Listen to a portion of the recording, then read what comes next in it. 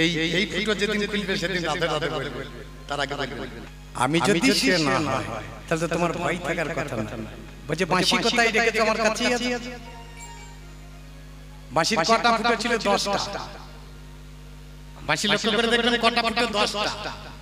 3টে 6টা মুখে একটা লাগায়, 7টা বাঁশির এই মাথায় একটা, 8টা নিচের দিকে একটা, 9টা আর তলায় একটা ফুটো থাকে বাঁশি। এই আঙ্গুল লিখে থাকে ওই ফুটো ছেড়ে আধা আধা। আমাদের কটা? 10টা। বাঁশিটা এটা 2 4 6 7 লিঙ্গার গুর্জ 9। এই ফুটো যেদিন খুলবে সেদিন রাতে রাতে বলবে, তার আগে বলবে। লক্ষ্য করুন যে ফুটোটা বন্ধ আছে ফুটো দেখা যায়। ওরে প্রথম ছেড়ে যেত পাছানো গলিয়া,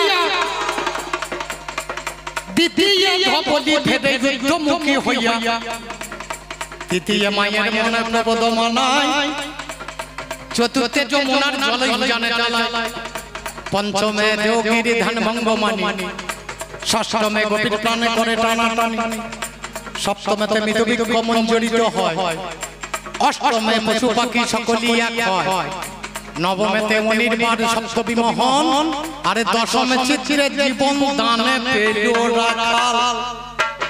এই দশম চিত্রে যখন ভগবান হাত দিতেন, এই সখারা যখন মারা যেত তখন দশম চিত্রে হাত দিতেন, সখারা বেঁচে উঠত। আমাদের পার্থিব জগতে যদি যান, কেউ কারো যদি জ্ঞান চক্ষু খুলে যায়, তার আর মরবে না, সে বেঁচেই বাবা থাকবে।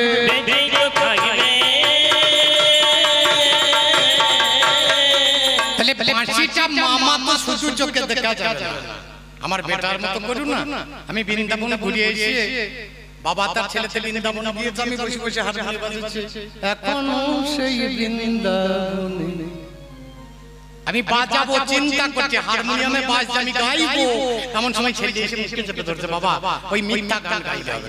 আমরা কেন? তাহলে গোটা বৃন্দাবন আমি দাদুর সঙ্গে ঘুরলাম, কই বাঁশি শুনতে পেলাম।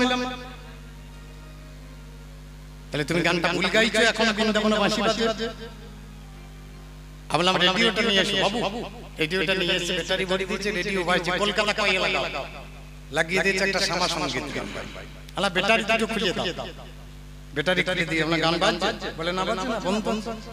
আলা তোর রেডিওর গান বন্ধ আছে বলে কি সেন্টারের গান বন্ধ আছে নাকি? তো রেডিওটার গান বন্ধ হয়েছে তাই বলে কি সেন্টারের গানটা বন্ধ? গুরু আশ্রয় করে ভক্তি রূপা চাচরে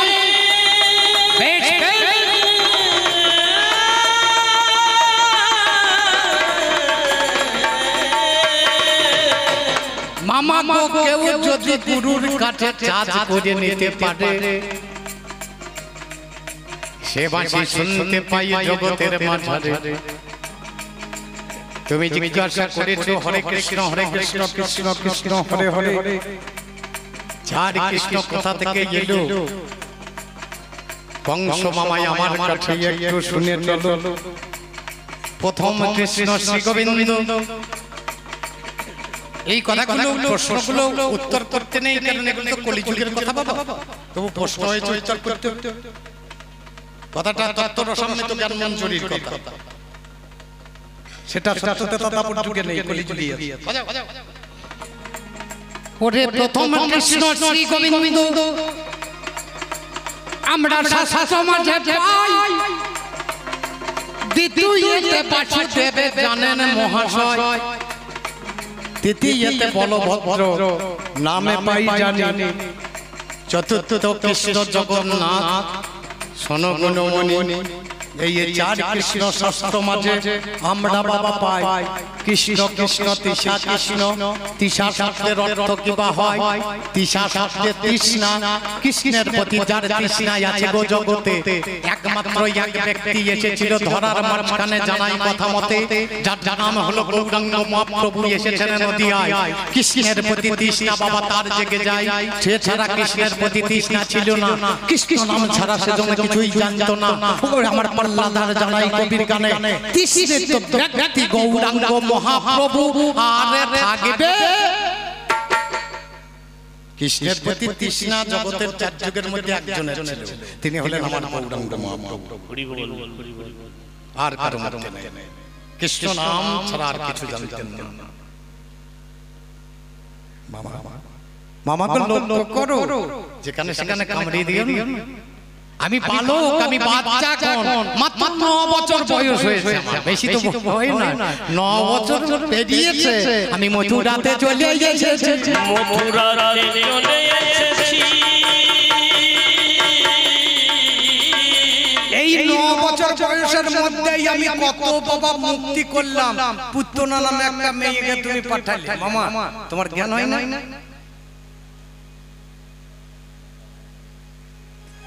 একটা জিনিস লক্ষ্য করে দেখবেন, যে লাফাবে সেই বাবা গারাই করে যাবে, আর যে সুষ্ঠুভাবে যাবে সে গারাই করবে না।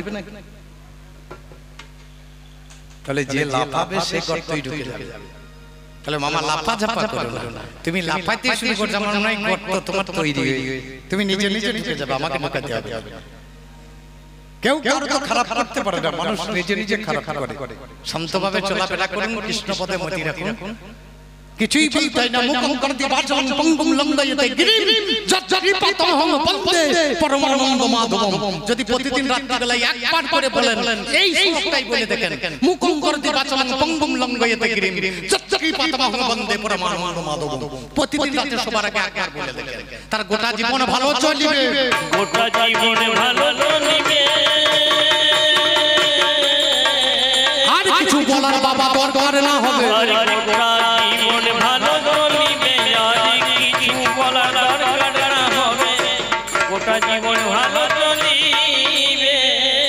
একটা জিজ্ঞাসা ভালো করে বলছে, চূড়া ধরা তুমি কোথা থেকে এসেছো? আমাকে যদি জিজ্ঞেস করেন, রসরাজ যে তুমি তো বাবা প্যান্ট জামা পরে এলে, কিন্তু এখন তুমি ধুতি পাঞ্জাবি পরেছো, তোমার সেই প্যান্ট জামা কোথা রেখে? যখন যেমন সাজ তখন তেমন সাজ নিতে হবে। আমি যুদ্ধ করতে এসেছি, যখন তখন যুদ্ধের সাজ নিতে হবে। মামা তুমি ঢেকেছো, আমি বলেছিলাম আমার দাদু কোথায়, বলে বয়স হয়ে গেছে, তার জন্য রাজ্য থেকে সরিয়ে দিয়েছে। সরিয়ে দাও না, কারাগারের মধ্যে বন্দী করা আছে। কেন বলেন? মামা একটা সত্য কথা বলো তো, এটা তোমার বাবা বটে তো? আমার দাদু ভাই তোমার বাবা বটে তো? এ প্রশ্ন করলাম কেন? কোন ছেলে তার বাবাকে কারাগারে ঘরে দিতে পারে? আমার বাবা অনেকদিন আগে, আমার বাবার বয়স অনেকটা হয়ে গেল, 81 হয়ে গেল। বাবাই সংসারটা চালাতেন। একদিন হঠাৎ আমার বিবাহের প্রায় 7-8 বছর পরে বাবা একদিন, আমি গানে চলে এসেছি, আলু বিক্রি করেছেন, যে পয়সাগুলো নিয়ে গিয়ে বৌমাকে রেখে দিয়ে, আমি গান থেকে বাড়ি ফিরলাম, বৌমা এসে আমার কানে কানে বলছে, আমার কিনে এসে বলছে, গো বাবা আলু বেচে টাকাগুলো আমার কাছে রাখতে দিয়েছে। বলে এই সব রেট কি হলো? বলে তুমি বুঝবে না, বাবা আমার ঘরে, তোমার আমাকে পারলো না দিয়ে তোমার ঘরে বন্ধুকে ফায়ার করে বলছে, বুঝলাম না। আলা এবার তোমার ঘরে চাপিয়ে দিলে সংসারটা, এবার বাবা তুমি চালাও। বলে তাই হয়? বাবা নবো বলেছে, আমরা তাহলে টাকাটা ফেরত দাও। গিয়ে বলছে, বাবা টাকাগুলো নেন। বলছে, আমি তো অনেকদিন চালালাম মা, এবার আমি একটু ফাঁকা থেকে কৃষ্ণ নাম করি, তোমরা একবার চালিয়ে দাও। আলা হলো হলো, তাহলে আমার বাবা বন্দী থাকে। বাবা সংসারের কাজটা ছেড়ে দিয়েছেন, তাই বলে বাবা কি বন্দী অবস্থায় থাকবে? তোমার যা ভাব তাতে আমার মনে হচ্ছে আমার দাদুর বেটাটা হতে পারে না। কারণ কথাই আছে, বীজ বলি অর্ধেক ফসল। কিছু মনে করো না, কথাটা একটু খারাপ হয়েছে। আমার দাদু ভাই যে ধরনের মানুষ, তোমার মতো ছেলে জন্ম বাবা নিতেই পারে না, জন্ম বাবা নিতেই পারে না। কোন দেখে একটু আলোচনা, জন্ম বাবা নিতে পারে না, কোন দেখে একটু আলোচনা, জন্ম বাবা নিতেই পারে না। তুমি তো অনেককে পাঠিয়ে দেখলে, বকাসুরকে পাঠালে, বকাসুর গিয়ে আমাকে যখন গোটা গুটি গিলে ফেলেছে। আমি বিশ্বম্বর মূর্তি ধারণ করেছি, এক ঠোঁটে পদ দিয়েছি, একটা ঠোঁটে হাত দিয়ে যখন চাপ মেরেছি অমনি বাবা ফাঁক হয়ে গিয়েছে। আর যখন ফাঁক হয়ে যাবে আমি ঢুকে থাকবো? যার যেমন ভাব সে তেমন। যখন ফাঁক হবে আমি ঢুকে থাকবো, ফাঁক হলি বাবা বেরিয়ে পড়বো, ফাঁক হলে বাবা বেরিয়ে পড়বো। তুমি যে রূপে চাই আমাকে, যে রূপে চাই আমি তার কাছে সেই রূপে যাই। তুমি যে রূপে চেয়েছো তুমি তো সেই রূপেই দেখতে পাবে, তুমি তো আমাকে সেই রূপে দেখতে চাও না। তুমি বলছিলে না তোমার সেই রূপটা কই, তুমি তো ওই রূপে আমাকে দেখতে চাও না। তুমি যে রূপে আমাকে চেয়েছো সেই রূপে তুমি দেখতে পেলে। আর বৃন্দাবনের ভাবটার সঙ্গে তোমার ভাবটা এক করে দিও না। আমার সূক্ষ্ম ভক্তের ভক্ত ছিল অর্জুন, আবার সখা ভক্ত ছিল শ্রীরাম, সুদাম দাম বসুদাম মধুমঙ্গল। মধুমঙ্গল একদিন আমাকে বলছে, কৃষ্ণ রে তুই একবার দাঁড়া, তোর ধারে চেপে আমি কটা ফল পেরে নিই, খুব ক্ষুধা পেয়েছে। আমি দাঁড়িয়েছি, আমার ঘাড়ে উঠেছে, ঘাড়ে উঠে ফল অর্ধেকটা খাওয়ার পরে আমার বদনে যে কৃষ্ণ একটু খা। আল্লাহ কি বললি? উচ্ছিষ্ট ফল আমি খাবো? বলে খানাই রে, যদি ফলটা টক ফল হতো তোর বদনে কি করে দিতাম। এই ভাব আর অর্জুনের ভাব দুটোই তো সব ভাব, বলতে পারেন এখন। তাই মামা ওই বৃন্দাবনের ভাব আর মথুরার ভাব এক করে দিও না, এক করে দিও না। ওই ছোট মাধুর্য এক হবে না, এক করে দিও না।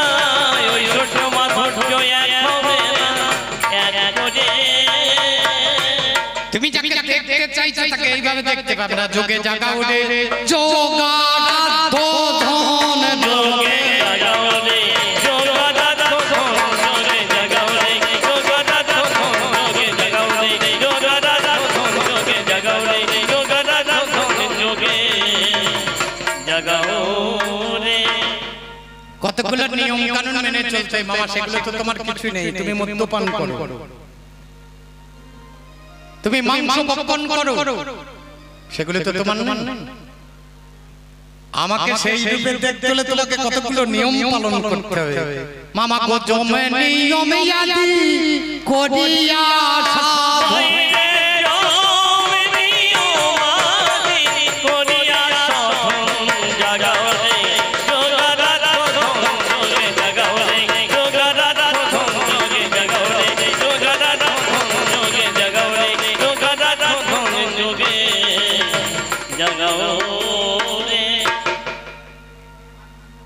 হিংসা করো না মামা, হিংসা ভালো জিনিস নয়।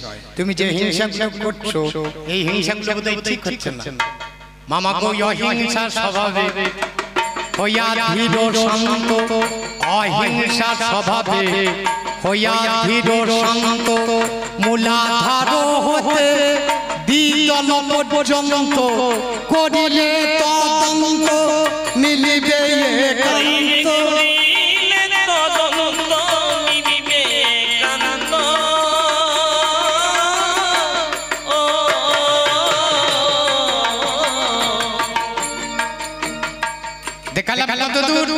মূলাধার হচ্ছে দ্বিতল পর্যন্ত, কেন তার উপরে যাওয়া যাবে না?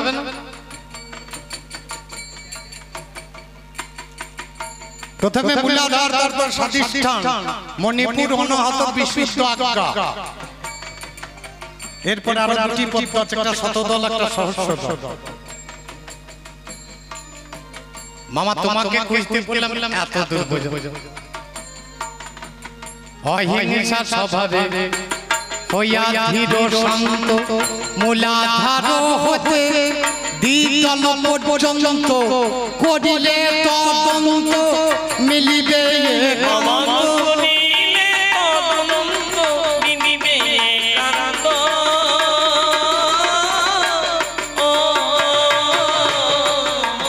মামা গো গীতান্তের গীতান্ত নিতান্ত,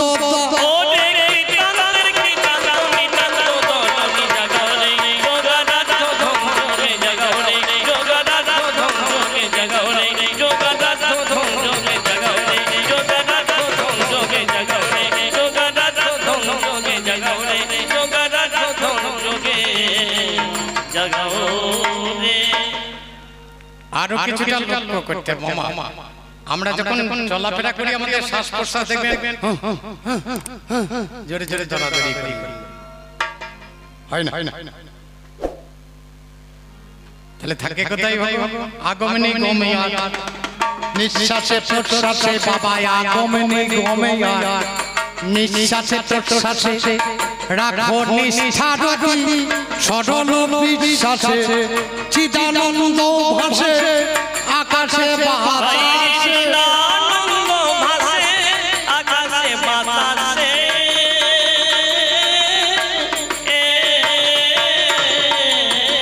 একবার করো প্রেম পাশে সে ধনে বন্ধন, একবার করো প্রেম পাশে সে ধনে বন্ধন জাগাও রে।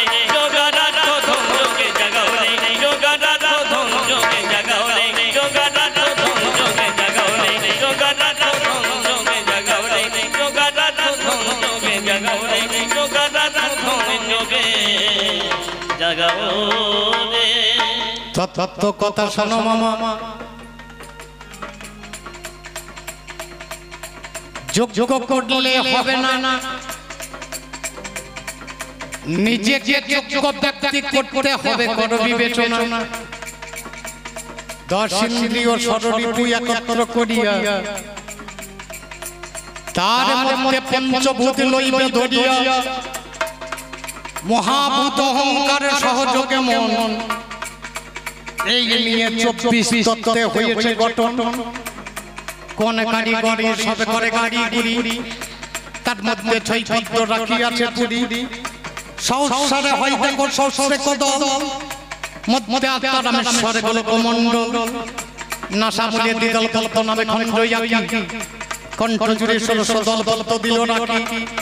হৃদপদ্ম বিকশিত দাস দাস যে দলে, 10 দল পদ্ম আছে আজ নাবি মূলে।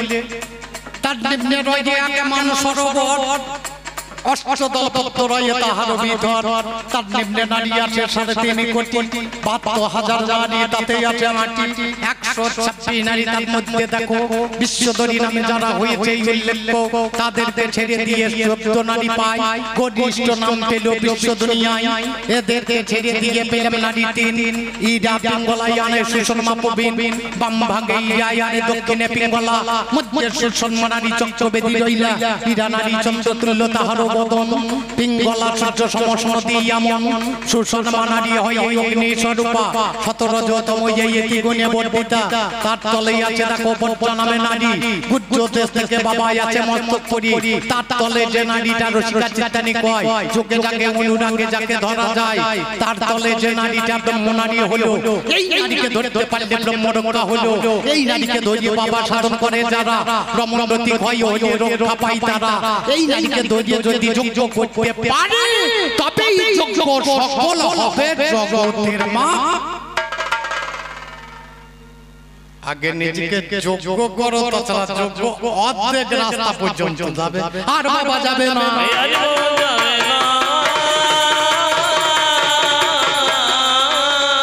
আর এক কথা শুনলাম এখানে, আমি আর এক কথা শুনলাম এখানে,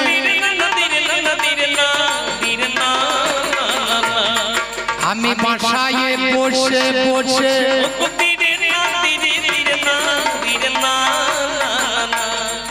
ওরে বলো বলো ভাগ্নে বলো, তুমি বলো আমার কাছে, তুমি যে জিজ্ঞাসাটা করেছো আমার চূড়া, আমার ধরা, আমার মাসি, এগুলো কোথায় রেখে এসেছি, এর সদুত্তর কি? এত সদুত্তর এই বাঁশি যেখানে সেখানে তো রাখা যাবে না। আমার রাধার কাছে এটা রাখা রয়েছে, রাধার কাছে রাখা রয়েছে।